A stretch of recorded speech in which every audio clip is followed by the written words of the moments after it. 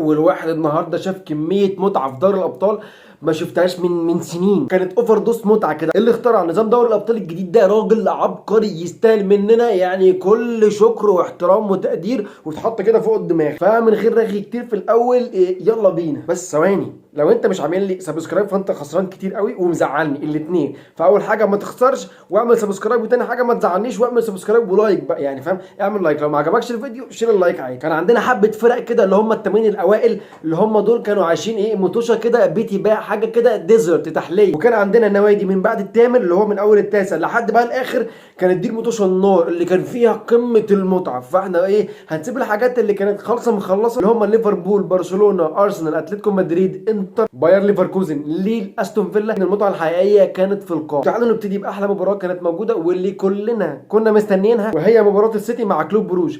ليه؟ لان السيتي محطوط تحت ضغط رهيب، ما عندوش اي حل تاني غير ان هو يكسب. ولو كان خسر او تعادل فكان بره، ولو كان بره فكانت هتبقى وصمه عار مش هتحله طول حياته. الراجل يعني يخرج من دوري الابطال اللي هو كان بطل النسخه اللي فاتت، لا اللي قبليها، ده من دور المجموعات وما لحقش حتى الملحق. مصيبه، كان وصمه عار في حياته كانت هتلاحقه طول يعني تاريخ. يمين شمال كان لازم يكسب.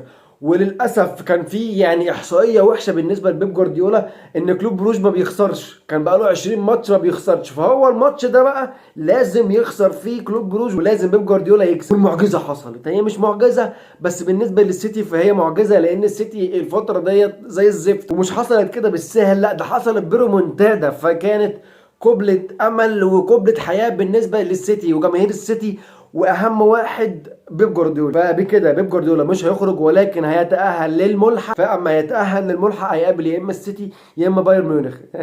بيب جوارديولا حظه السنه دي صعب جدا، وللاسف هو اللي حط نفسه في الحظ الصعب ده. ريال مدريد بابا المجال، عندك البايرن تلميذه، ودايما التلميذ المتعلم بيبقى احسن من اللي معلمه. وبايرن ميونخ السنه دي مش وحش، فالسيتي مع رب. ده كان احلى ماتش في دوري الابطال الجوله. تاني احلى ماتش كان ما بين باريس وشتوتجارت. ليه؟ لان باريس برضو كان لازم يكسب عشان يتاهل. باريس كان في ال 22 بقى ال 15، فالراجل نجد نفسه. عثمان ديمبلي فشخ الواقع النهارده، طلع نار من بقه، عمل اللي ما بيتعملش، جاب هاتريك عشان يأهل باريس للملحق. خدوا بالكم عثمان ديمبلي السنه اللي فاتت او السنه اللي قبل اللي فاتت الراجل كان مكسح. السنه اللي فاتت الراجل لعب الموسم كامل وجاب 5 اجوان. السنه دي جايب حتى الان 17 هدف واحنا لسه في يناير. فعثمان ديمبلي التطور بتاعه مع لويس انريكي مش معقول. احقاقا للحق مش عايزين بس نتكلم على عثمان ديمبلي في باريس سان جيرمان، ولكن باركولا شيطان. الجناح الشمال بتاع باريس سان جيرمان باركولا شيطان حرفيا، في رجليه السحر، بيعمل سحر. مش عارف هما ازاي جابوا كفاراتسخيليا، هو وكفاراتسخيليا، باركولا وكفاراتسخيليا ازاي هيتنافسوا مع بعض في المركز ده. وبكده باريس سان جيرمان يتأهل للملحق، وهيلاعب يعني هيقلبوها دوري فرنسي، يا اما هيلاعب موناكو يا اما هيلاعب بريست اللي هما الاثنين من فرنسا. ولكن مش دوت القصه. يعني القصه بقى بعد ما باريس سان جيرمان يقابل الاثنين دول، ولو باريس سان جيرمان كسب حد من الاثنين دول هيقابل مين؟ هيقابل برشلونه. من زمان وباريس سان جيرمان وبرشلونه دايما بيقابلوا بعض، يا اما في دور ال 16 يا اما في دور الثمانيه. مش فاهم الاثنين دول قصتهم ايه مع بعض في الدور دوت في دوري الابطال. طالما جبنا برشلونه فنخش على برشلونه.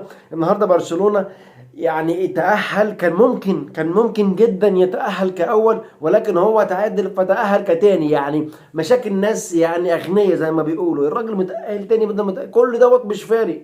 اول 8 كلهم مش فارقين الاول من الثامن. رافينيا وياميل يامال بيعملوا شغل عالي قوي قوي قوي قوي قوي لحد من هنا للصبح. فدي نقطه مضيئه في برشلونه.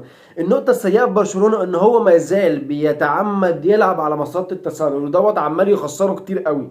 انت النهارده اتعادلت عشان كنت معتمد على مصيده التسلل فانت لبست. فبرشلونه بالاسلوب دوت ما اعتقدش هيكمل كتير في ان هو يحصل بطولات. هيجيب بطولات، فيليك جاب بطولات بالاسلوب دوت، ولكن هل كل مره هتسلم الجره؟ هل كل ماتش هتعرف تلم دنيتك وتلعب على مصيده التسلل وتتفادى الاهداف وتجيب اهداف؟ طالما احنا جبنا سيره برشلونه المتاهل الثاني، تعالى بقى نجيب المتاهل الاول.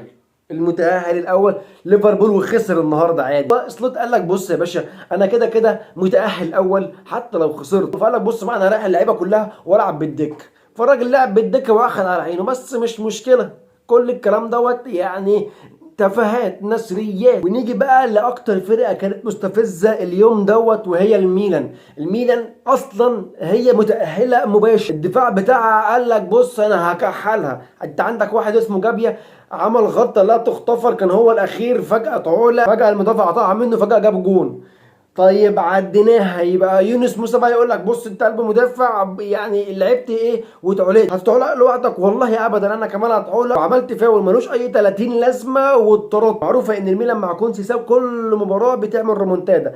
طب انت جاي في اخر الشوط الاول وتطرد، انت كده قتلت لهم امل الريمونتادا. جزء قلوب مدافعين مش عارف هم بيعملوا ايه عشان يضيعوا فرصه كبيره ان هم يتاهلوا تاهل مباشر ويخشوا بقى في الملحق. وهنشوف بقى هيقابل مين في الملحق. تعالوا، يا اما فاينورد يا اما يوفنتوس. كانت خساره مؤلمه 2-1. والغريبه ان دينامو زاجرب دي اصلا خسرت من البايرن 9، فانت ازاي تكسب الميلان باتنين؟ اعقلها ازاي؟ مش عارف اعقلها. واخيرا نخش الملك اللعبه، كينج دوري الابطال، يعني 15 دوري الابطال و16 بطلود. يعني دي اما تيجي كده سيره ريال مدريد في البطوله دي لازم تقول رصه كده. تمام، قلت الرصه بعد كده تخش. رودريجو تألق جاب هدفين، وبيلينجهام برضه حط البصمه بتاعته عشان ريال مدريد يتأهل للملحق، وهيلاعب يا اما فرقتين يا اما سيلتا يا اما السيتي. وبس كده. واخيرا ولا سخيرا كلامكم زيكا. لو لسه مش عامل لي لايك ولا سبسكرايب اعمل لي لايك واعمل لي سبسكرايب دلوقتي. لو لسه مش عندي على الفيسبوك تعالى عندي على الفيسبوك، هتلاقي ستوريهات ومقالات وبوستات، هتلاقي كل حاجه هتلاقي الحاجات اللي بتحبها كلها. ها